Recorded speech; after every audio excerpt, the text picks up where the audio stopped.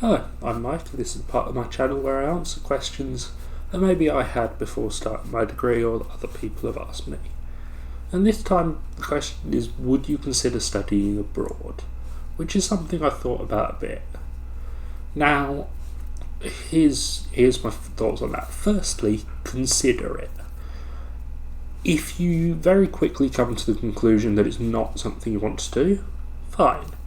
I mean, I came to the conclusion that I didn't want to have that much distance between university and my family. I wanted someone, if something goes wrong, if someone gets ill, I want someone to be able to just get in a car, drive, pick me up, drive back. That was very important to me, and if I went abroad, there would at least be some reliance on trains or planes or things that I can't control so much running on time.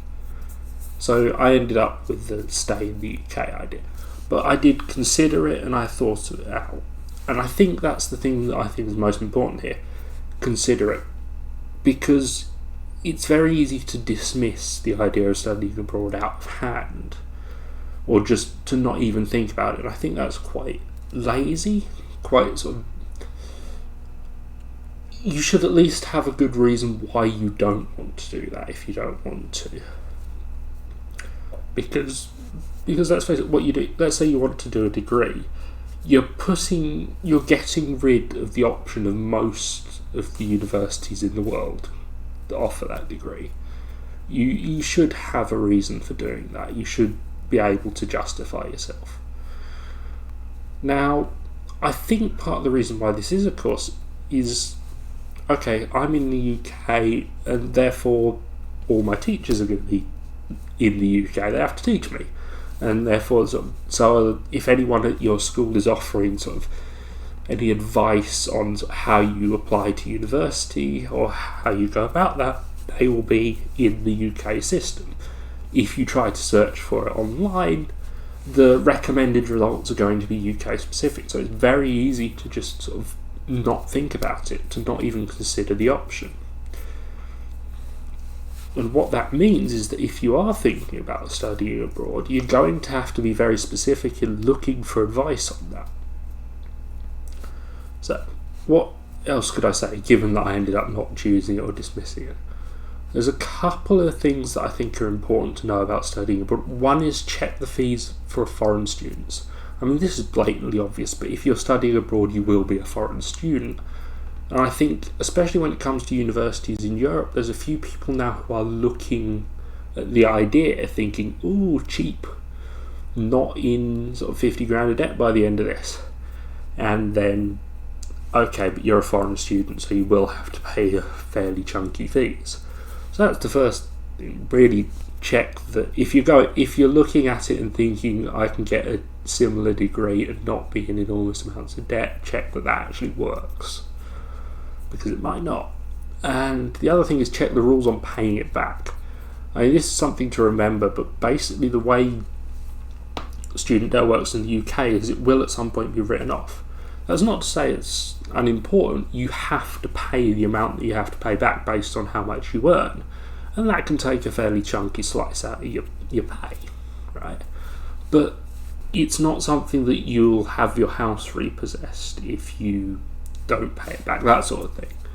Check the rule if you are thinking of like, okay, I'm going to get this sort of loan to apply to a university abroad, then you're going to have to check whether that's the case, because it might be that that's the sort of loan where it's payback or we're coming in, we're getting the money back one way or another.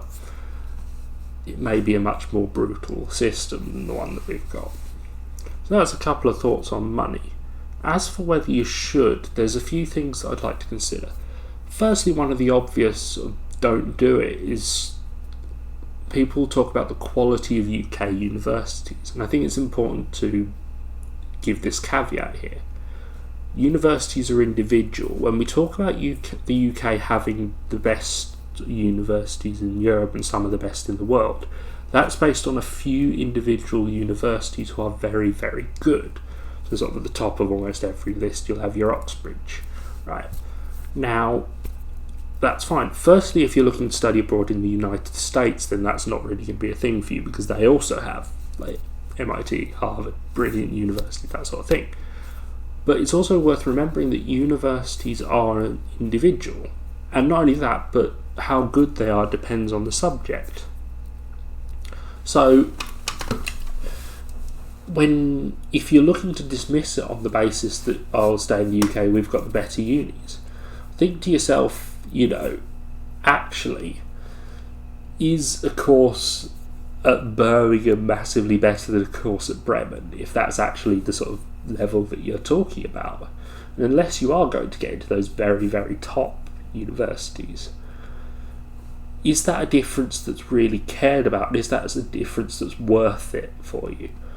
Because it might be you end up saying, actually no, actually for me the best sort of the top quality university that I can go to with the ability that I have is abroad. It might be that, even though the UK has better universities. But there you go. So it's worth considering that. Anyway, that's the things that I would consider.